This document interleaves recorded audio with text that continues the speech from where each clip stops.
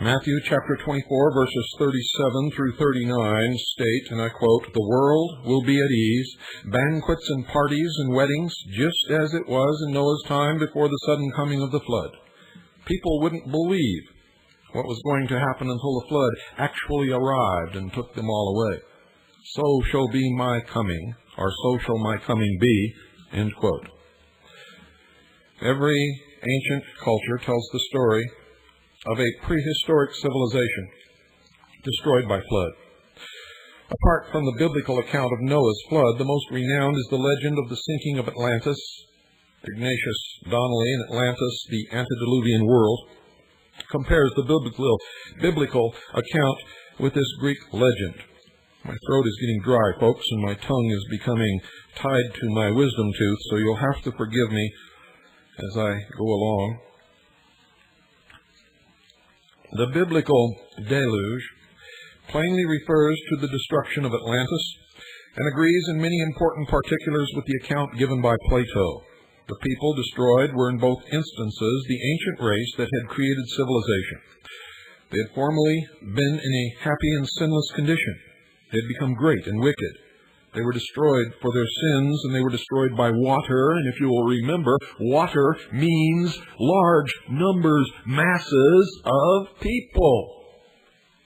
People. Democracy. Socialism destroyed Atlantis. That's a fact. Socialism. Democracy. Large numbers of people. Remember in The Lion King? The old king was killed by the stampede of the herd, the cattle, the people, brought on by the machinations of Scar, the dark lion with the scar above his eye representing Cain. See, you'd all better wake up. You've been taught baloney and bullshit all your life. And you put a little mayonnaise on it, and you eat it, and you go to town, and you think you're full of food. But you're not. You're spiritually desolate. You know nothing.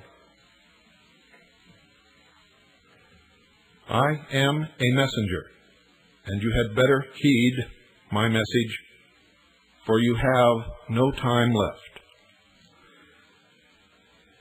The earliest of secret societies were obsessed with the legend of Atlantis. It's always been their goal to get even for the destruction of their golden age. Who destroyed them? The church, the state, and the mob. It's represented in the initiation by the murder of Hiram Abiff. And they have sworn revenge. They will destroy all existing nation-states, all existing religions, save theirs, secular humanism, wherein man will become God, and they will shackle, enslave the mob forever, so that the mob can never harm them again.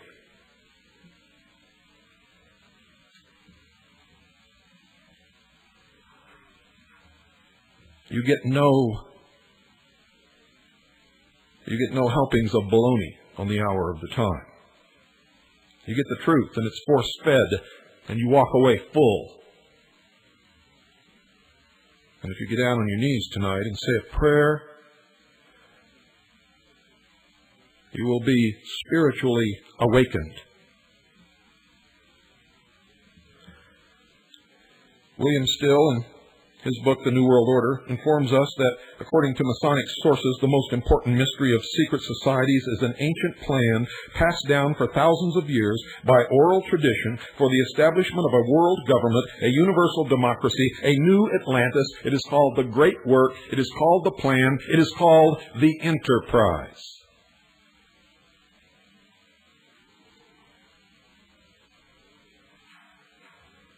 Old Atlantis was believed by Freemasonry to have been a democracy.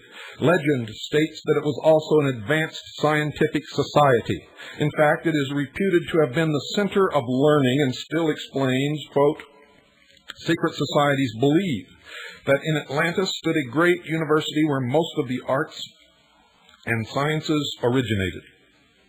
The structure that housed this university was an immense pyramid with many galleries and corridors, with an observatory for the study of the stars sitting on its immense apex. Mackey's Encyclopedia of Freemasonry says that from this legend developed a long-lasting tale of a continent in the Atlantic, somewhere west of the Straits of Gibraltar, once covered with civilization which sank suddenly under the waves. This legend sprang up from the inability of those who attempted to discover the meaning of this metaphor, their inability to understand the symbols. Explorers have searched for lost Atlantis in the Mediterranean, west and south of Africa, South America, and off the east coast of the United States. In 1932, Edgar Cayce, who lived from 1877 to 1945, who claimed to be a psychic from Kentucky, reportedly pinpointed Atlantis. And to no one's surprise, Cayce said it was where Plato had located it, in the Atlantic Ocean, though Cayce did not specify exactly where in that great watery expanse, somewhere between the Mediterranean and the Gulf of Mexico. I guarantee you will find nothing there. Then he made another prediction that Atlantis would one day rise up out of the sea near the Caribbean island of Bimini. And if you sit around and wait for it, I guarantee you'll grow old and disappointed, and you will see nothing of the sort. Can we find any connection between the Atlantis of ancient legend and the location of the Beast Empire? Yes. And if you were listening to our series on Mystery Babylon, you've already found it because I gave it to you. It began with Francis Bacon, for he set up in the secret societies the efforts of the initiates to make the new Atlantis in the New World. And that's exactly why Atlanta, Georgia is named Atlanta. Wake up, dear sheeple. The Apostle John gives a description similar to Cayce's of the Beast Empire in Revelation 13, verse 1. Quote, "And I stood upon the sand of the sea and saw a beast rise up out of the sea, having 7 heads and 10 horns, and upon his horns 10 crowns. And if you had stood upon the continent of Europe or Africa and looked, ladies and gentlemen, toward the west, if you could have seen the continent of America, that is exactly the vision that you would have beheld. And I stood upon the sand of the sea and saw a beast rise up out of the sea, having 7 heads and 10 horns, and upon his horns 10 crowns. The numbers 7 and 10 from this verse in Revelation correlate with the Atlantean legend. Still states that some 10,000 years before the Greek civilization, Atlantis was ruled in complete harmony by a cooperative commonwealth of 10 kings known as the Atlantic League. 7 of these kings ruled over the 7 islands that actually made up what was called the continent of Atlantis. The other 3 kings of the Atlantean kingdom ruled over the other 3 known continents, Europe, Asia, and Africa. Notice he gives away what he is trying to avoid there. The other 3 kings of the Atlantean kingdom ruled over the other 3 known continents, Europe, Asia, and Africa. For he knows what I know, that America is the beast. The legend states that these 10 kings were brothers, which may mean they belonged to a brotherhood similar to Freemasonry. Freemasonry believes the number 10 is significant when applied to government. Manly P. Hall, a 33rd degree Freemason, explains, and I quote, "The League of 10 Kings is the cooperative commonwealth of mankind, the natural and proper form of human government. Atlantis, therefore, is the archetype or the pattern of government which existed in ancient days but was destroyed." End quote. Like the biblical story, the legend of Atlantis states that its destruction was due in large part to its passion for limitless luxury. No longer did the Atlanteans value goodness above material wealth. Does that sound familiar?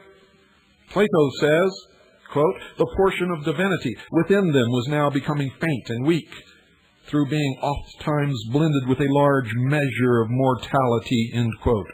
Loving their possessions above all else, the Atlanteans had lost their virtue. And now the 7 kings of the 7 isles of Atlantis amassed a great army to conquer the 3 continents because of their greed for power. The father of the gods, Zeus, caused the 7 islands, or 7 heads of Atlantis, with its population, to sink beneath the waves. They were literally destroyed by the weight of the welfare state. Freemason Hall states that when Atlantis died, so did the ideal pattern of government, which they're trying to bring back. And every effort to bring it back is always met with failure. Socialism sucks, and so do socialists.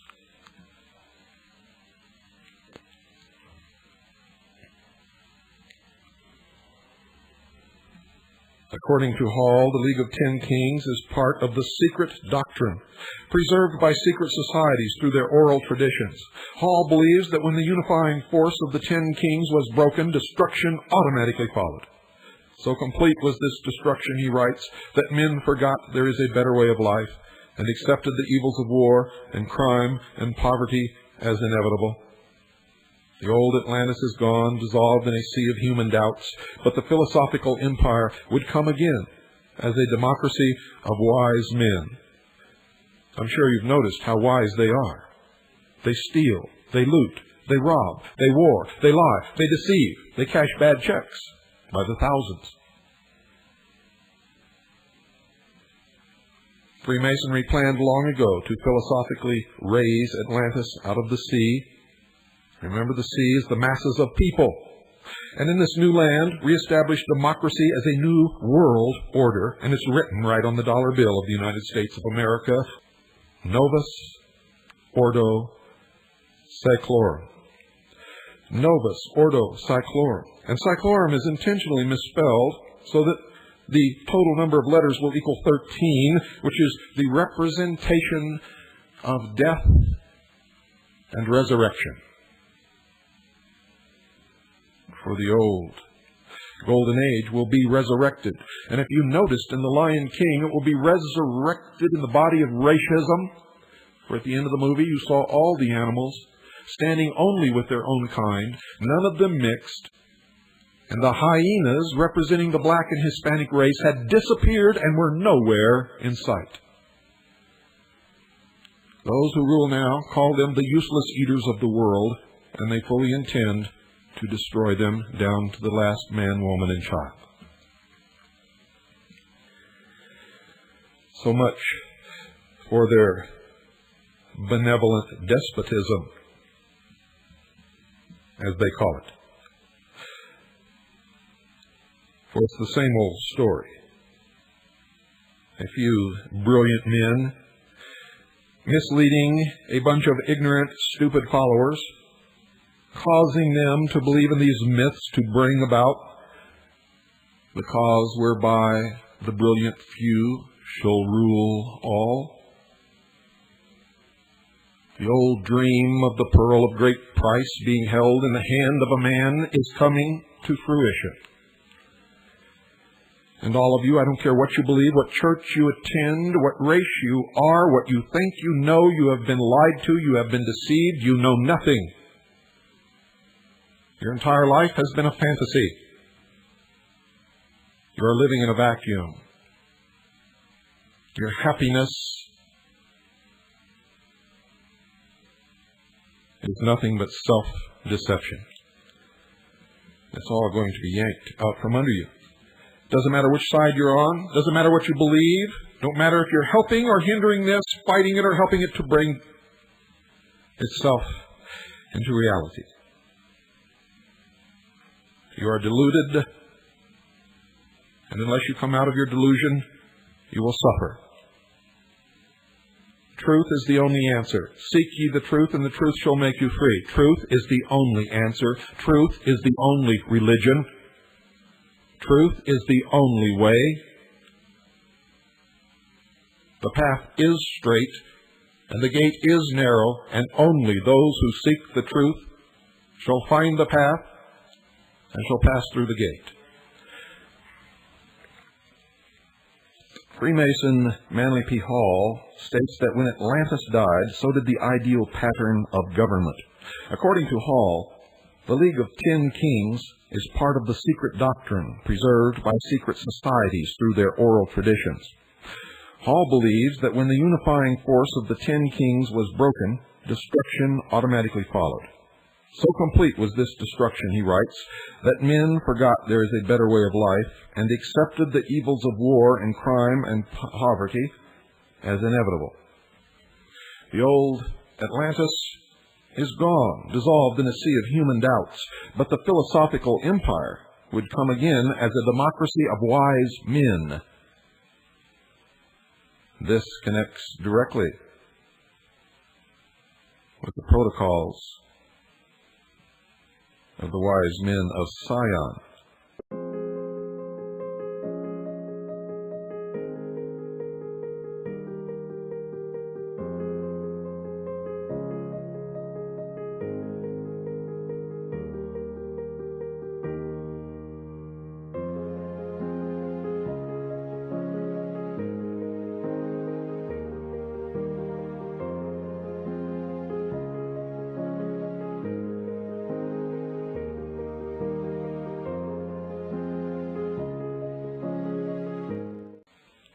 Freemasonry planned long ago to philosophically raise Atlantis out of the sea, and in this new land reestablish democracy as a new world order, Novus Ordo Seclorum.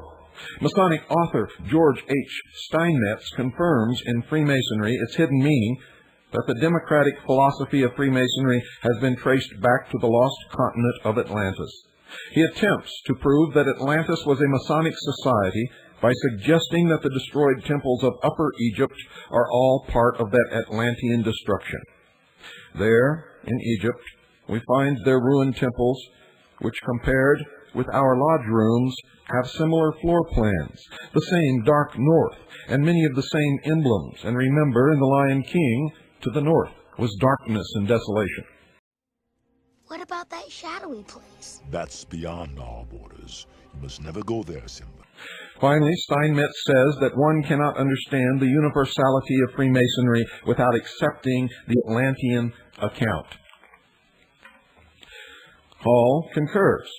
Masonry is a university teaching the liberal arts and sciences of the soul to all who will attend to its words. It is a shadow of the great Atlantean mystery school which stood with all its splendor in the ancient city of the Golden Gates, where now the turbulent Atlantic rolls in unbroken sweep. And I bet you wondered why they named the bridge in San Francisco the Golden Gate Bridge. Now you know.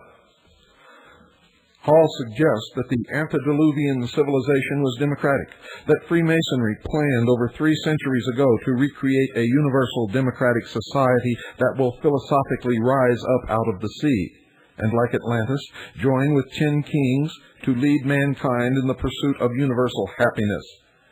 And what is the sea?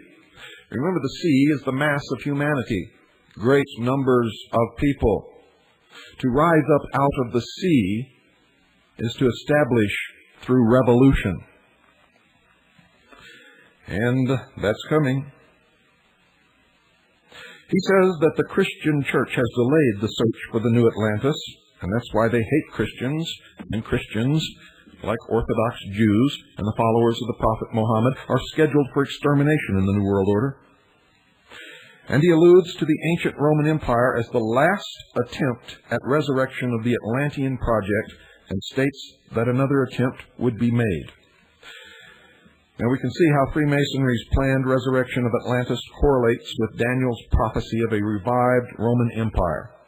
Likewise, John's vision of the beast with 10 horns, representing 10 kings, is more significant in this regard, given the fact that Freemasonry calls for its one-world government to be patterned after the Atlantean League of 10 Kings.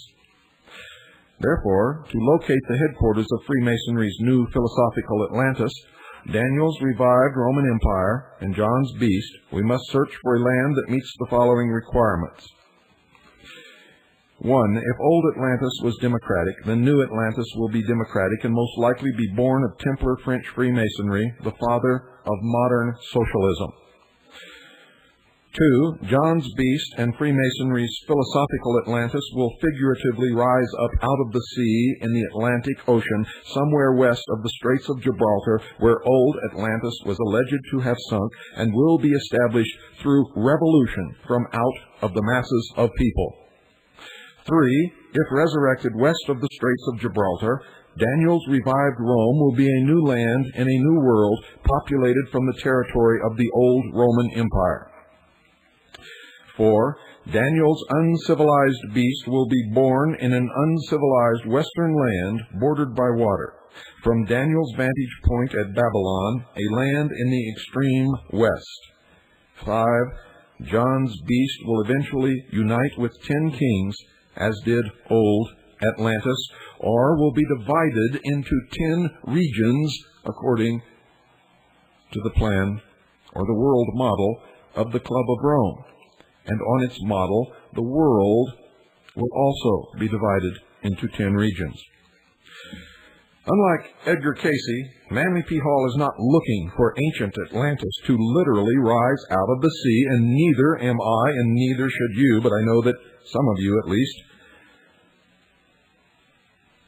have, are, and will continue to look for the sea as the literal source of the rising of a new landmass, which will be called Atlantis. And you don't understand the symbology, the metaphors. You are looking at the exoteric. You are the sheeple.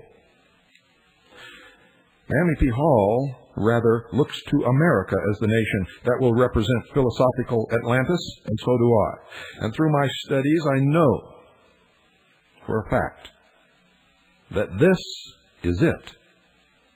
For they have made the admission over and over and over again in their writings, the esoteric writings of the secret societies, all of them. In America's Assignment with Destiny, Manly P. Hall writes, quote, "The explorers who opened the New World operated from a master plan and were agents of rediscovery rather than discoveries," end quote. And when Columbus landed upon the beach, instead of planting the flag of Spain, whom he was supposed to represent in his discovery, instead, ladies and gentlemen, this great explorer, who instead of carrying the cross of Christianity upon the sails of his ship, carried the cross, the red cross of the Knights Templars, planted a green flag with a white cross.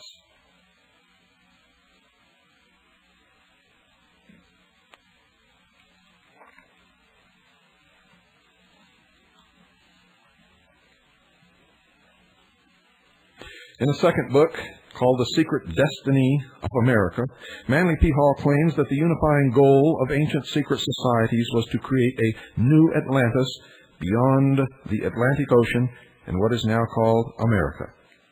The bold resolution, he said, was that this western continent should become the site of the philosophic empire.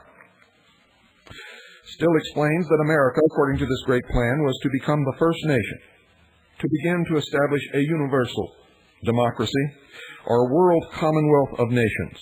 This quest was said to be the most noble pursuit to which a man could devote himself. And ladies and gentlemen, I would have to agree with that statement if it were done honestly and openly and for the noble purpose for which they claim. But we know that it is built upon lies and deception and manipulation, and that the men bringing it about, and it is all men, ladies, believe me, there are ladies working toward this goal, but men rule the roost, I can assure you. They do not practice what they preach. They are liars, deceivers, and manipulators. And there is nothing noble about the goal of these scum. The first modern philosopher to promote America as the new Atlantis was Sir Francis Bacon, who lived from 1561 to 1626. He was an English lord and Zionist Rosicrucian. As an occultist well versed in the great plan, also known as the Enterprise, Bacon concealed the secret doctrine in a novel entitled New Atlantis, in which he laid out the plan for a utopian society to be built on this newly discovered continent. Masonic authors Marie Bauer Hall and Manly P. Hall respectively say of Bacon, and I quote, "Bacon is the founder of Freemasonry, the guiding light of the Rosicrucian order, the members of which kept the torch of true universal knowledge, the secret doctrine of the ages, alive during the dark night of the Middle Ages. Bacon had been initiated into the new liberalism represented throughout Europe by secret societies of intellectuals dedicated to civil and religious freedom. Later, when the moment was propitious, he threw the weight of his literary group with the English colonization plan for America, cherishing, as he did, the dream of a great commonwealth in the New Atlantis." End quote. Still, says Baconian scholar and Masonic enthusiast Marie Bauer Hall, believes this great plan has been perpetuated by an international group of only the highest initiates of the secret societies, as I have revealed to you over the years. We've seen how this international group of highest initiates of the secret societies has changed its name many, many times to conceal the great plan, the great work, the enterprise. Bacon was the first of modern philosophers to reveal this plan as a Masonic blueprint for America. The hierarchy in his day was the Priory of Sion, operating through the Order of Rose Cross, and later the Royal Society, now known as the Royal Institute of International Affairs, spawned off of the Royal Society, which still exists. It's also known as Chatham House. It is the private club for British intelligence. It was then usurped by the Knights Templar, who initially operated through the Illuminati, then the Palladian, and now through Lucis Trust.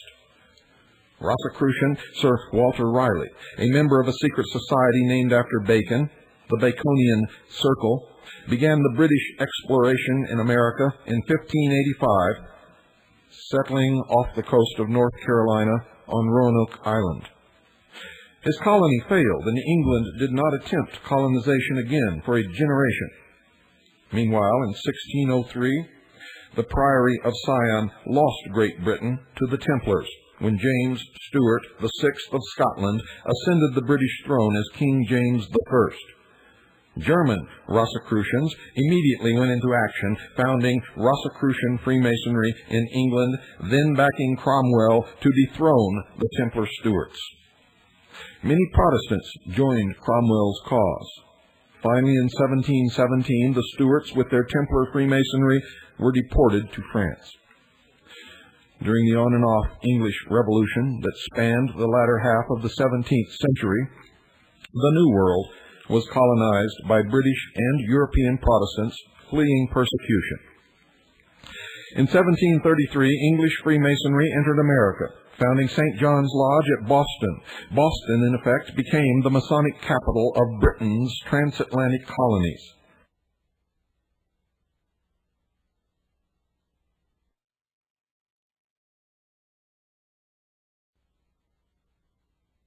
Now let me go through that again, just in case you missed it.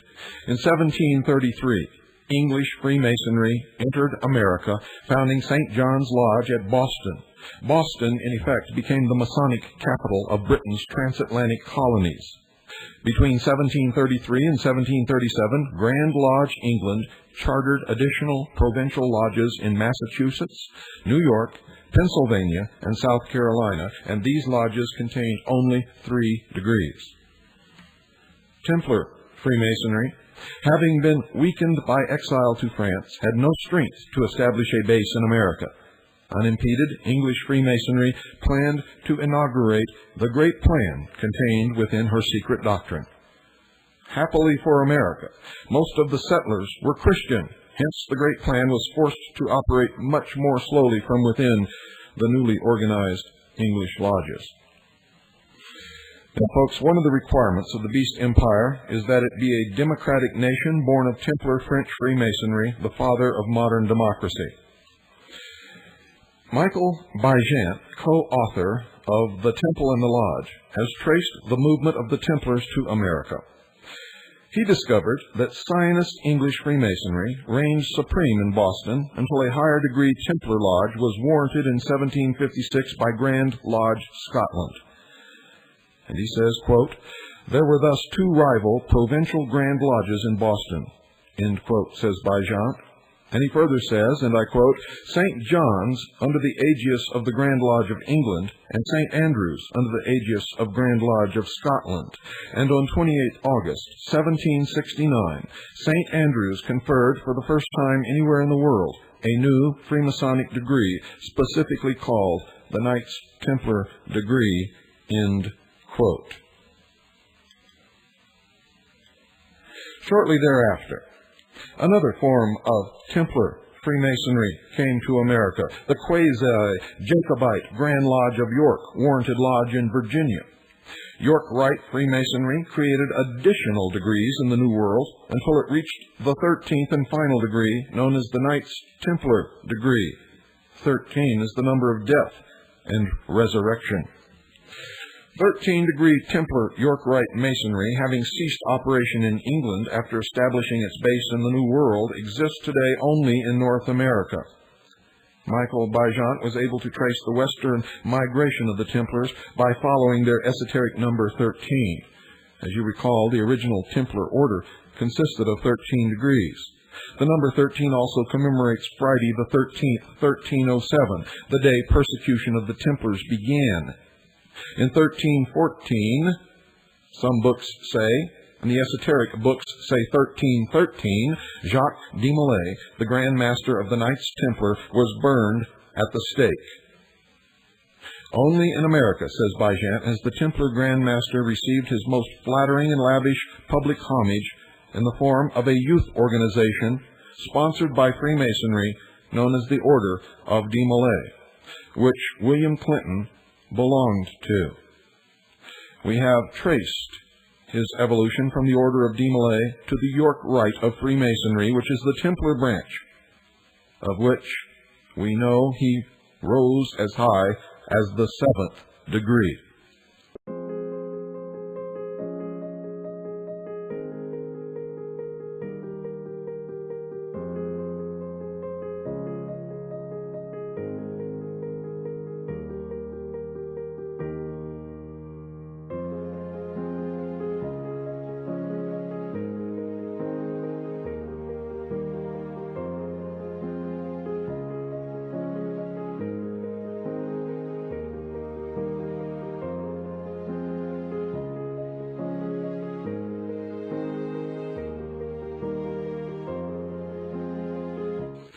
The Templars also stealthily entered America through military lodges.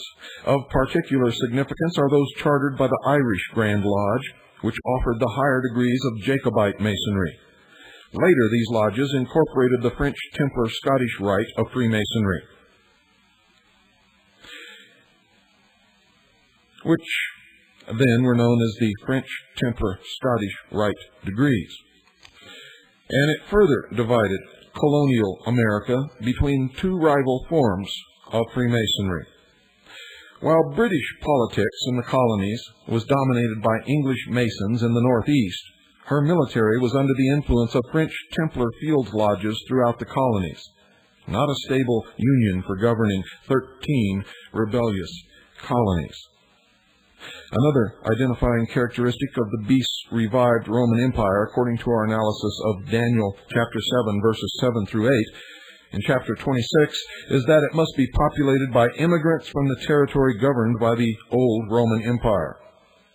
Of course, colonial America was populated by peoples from a Europe shaped by ancient Rome and later by the Holy Roman Empire. Templar influence in America began after Prince Charles Edward, the young Stuart pretender, failed to regain his British throne. As you may recall, in 1746, he was soundly defeated, forever dashing the hopes of Scottish Templars recapturing England. And as a result, many Irish and Scottish Templar Jacobites who had fought with Charles Stuart fled to America. Those who returned to France with the prince founded the Scottish Rite of Freemasonry. Between 1745 and 1753, the British and European Templar population in the New World had increased dramatically. In 1754, Benjamin Franklin attempted to relieve population pressure by proposing a plan for the union of all 13 colonies. The British government rejected Franklin's proposal, fearing a united America would be difficult to control. Subsequently, the exploring population was forced to move west into French territory, which precipitated the French and Indian War in America, a phase of the 7 Years' War on the continent of Europe. During this war, the French military brought to the New World the Templar Scottish Rite, first setting up base at Boston, then Charleston, South Carolina. Michael Bejant, in The Temple and the Lodge, explains, and I quote, "Prior to the 7 Years' War, most of the Freemasonry in North America was orthodox, pro-Hanoverian, warranted by Grand Lodge London. During the 7 Years' War, however, higher-degree Templar Freemasonry, by means of regimental field lodges, was transplanted on a large scale to the American colonies and quickly took root. Boston, the soil from which the American Revolution was to spring, exemplifies the process of transplantation and the friction that sometimes arose from it." Those who stuck to the British branch, or the British Lodge, became the Tories. Those who clung to French Freemasonry became the revolutionary Americans who established this nation. We know that George Bush and the Bush family belonged to the English branch of Freemasonry, and after George Bush left the office of President of the United States of America, he was knighted by Queen Elizabeth II. Benjamin Franklin became a Mason in February 1731 and Provincial Grand Master of Pennsylvania in 1734, and again in 1749. In 1756, he was inducted into the Royal Society in absentia. The Royal Society, as you may recall, was an English Masonic front organization for the Rosicrucian Priory of Sion. Between 1757 and 1762, and again between 1764 and 1775, Benjamin Franklin spent considerable time in England and France. While in England, he discovered English Freemasonry's secret doctrine for America. Franklin was in London in 1775 when he was made aware that war between the colonies and Great Britain might break out at any moment, so in March he returned to Philadelphia. Later that year, he attended the Second Continental Congress, through which he helped draft the Declaration of Independence. In 1776, he was sent to Paris, where he came in contact with the Illuminati. Franklin learned of the esoteric significance of the number 13 and the Illuminati plan for the 13 American colonies. He stayed in Paris only a short while, returning to America with this important information. And on the afternoon of July 4th, 1776, he with 2 other Masons were appointed by the Continental Congress to design the Great Seal of the United States of America, which would include the seal of the Illuminati. And in the significance of that date, Osiris rose once again, was resurrected. The old dream of the Golden Age was reborn. Osiris, who was born in July, and in the dim antiquities of ancient history, was slain by Set, also known as Typhon, who was born in the month of August, was again born.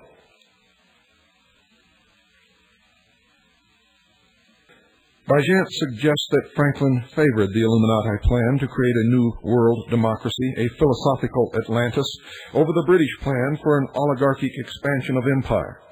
When Franklin was in France, he began to build a spy network in preparation for America's independence from England. And Bajant gives us the details.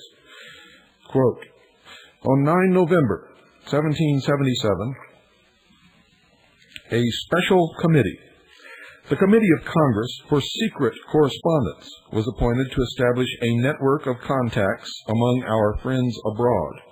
Now, folks, our friends means initiates of the secret societies working in conjunction toward the completion of the Great Plan. This committee consisted of Robert Morris, John Jay, Benjamin Harrison, John Dickinson, and Benjamin Franklin, and this began the control of the intelligence community of the United States of America by the secret societies which still control it today. It was to operate extensively through Freemasonic channels and to lead to the creation of an elaborate spy network. At the same time, and quite coincidentally, it was to overlap a British spy network which ran parallel to it and also operated through Freemasonic channels. Both networks were to be based primarily in Paris, which became the center for a vast web of espionage, intrigue, and shifting allegiances. End quote. Spying was not foreign to Benjamin Franklin. As Deputy Postmaster General for the American colonies from the 1750s until 1775, he became particularly friendly with his British counterpart, Sir Francis Dashwood, who moved in Jacobite Masonic circles. Dashwood also had Masonic friends who were staunch supporters of Charles Edward Stuart. While in England, Franklin stayed at Dashwood's estate. Michael Bajant gives us more details about the traditional role of spymaster incumbent upon postmasters general. And I quote, "Because it afforded access to virtually all letters, all communications, the position of postmaster general was also traditionally that of spymaster. And during the American War for Independence, their experience as postmasters general was to stand both Dashwood and Franklin in good stead. In his dual role of spymaster and colonial ambassador to France, Franklin established his center of operations in Paris. He was accompanied here by two other appointees of the Congressional Committee for Secret Correspondence, Silas Deane and Arthur Lee. Lee's brother was based in London. So too was Franklin's sister, who was also believed to have been engaged in espionage." End quote. Ben Franklin is often said to have been a Christian, but we know that he was not. He was also the master of the Lodge of 9 Muses in France. He lived with 2 different women out of wedlock and had several children who were in that day and age known as bastards. Franklin's sister introduced Franklin to the Howe brothers, one a general in the British Army, the other an admiral, both of whom belonged to Templar military lodges in the colonial theater of operation. As Templars, they were favorable to the rebellion, and in fact, in 1781, the Howe brothers were accused of belonging to a faction which conspired to facilitate the colonists' bid for independence. In my investigations of all of these people, their membership and their involvement is passed on from father to son, from mother to daughter, throughout the ages. The Howe family, ending today with the involvement of Linda Moulton Howe in the establishment of an extraterrestrial threat to this earth. Franklin's Templar Masonic friends in the Postal Service and in the military also had Templar sympathizers in the British Parliament. And these traitors to the British Crown clandestinely raised money for the colonial Continental Army and remitted it to Franklin in Paris.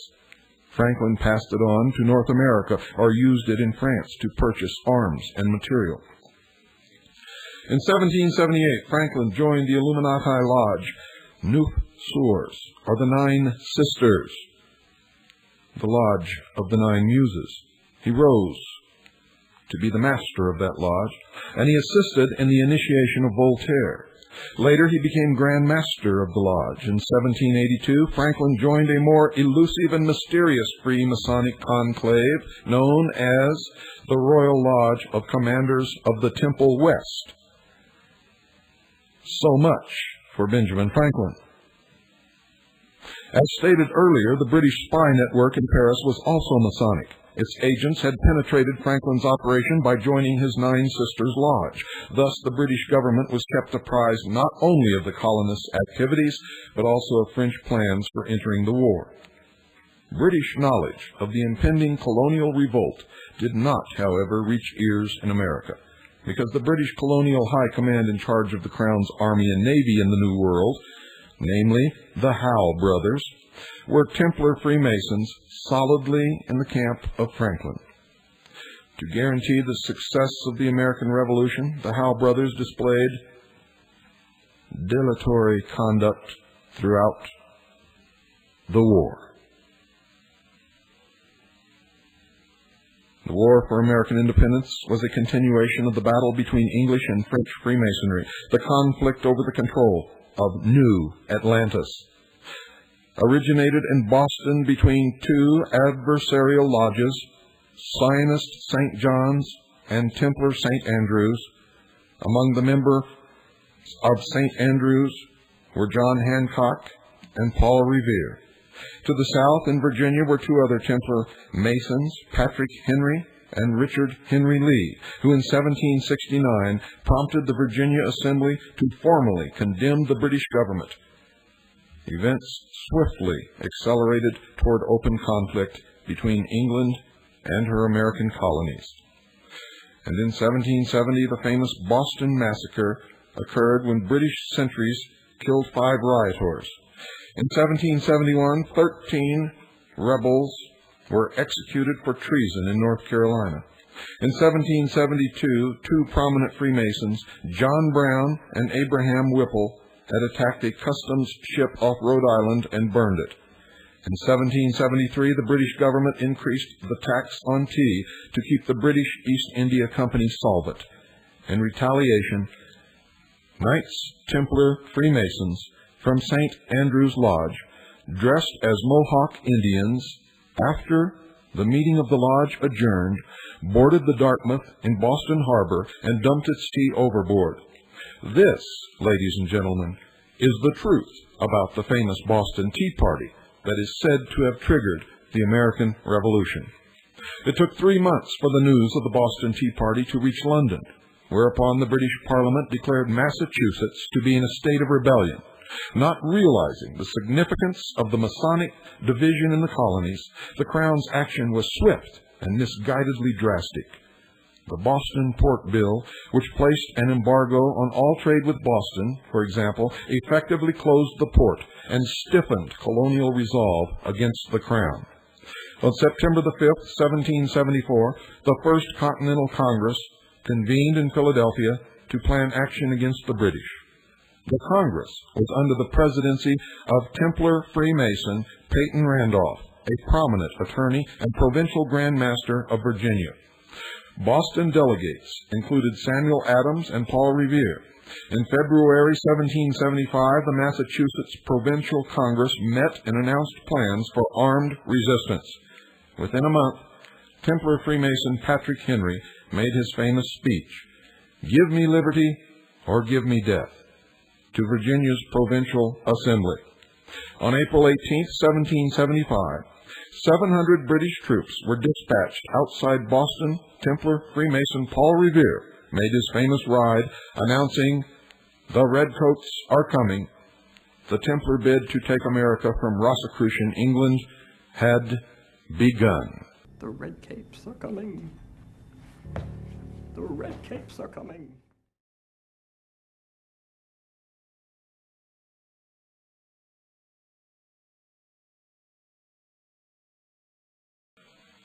This war continues today. If you think you're on the right side, I can assure you you're on the wrong side, no matter which side you are on. Each of us individually must begin to study, research, and learn the truth, and we must come out of Mystery Babylon and out of the beast. Seek ye the truth, and the truth shall make you free. It is the only religion. It's the best advice that has been given down to us throughout the last 2,000 years. It is the only thing that can bring us out. It is the only thing that can truly make us free. Good night, ladies and gentlemen. And in your sleep tonight, I hope that I have brought about a means whereby in your dreams to the darkest courses of your mind, this information can bring about an awakening. If there must be a new world, let us bring it about, and let us make it a world based upon a foundation of truth, love, and understanding. Let us turn away from the liars, the deceivers, and the manipulators. Seek ye the truth, and the truth shall make you free.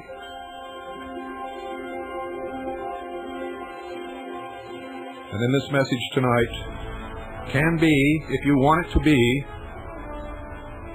the cocoon of a completely different world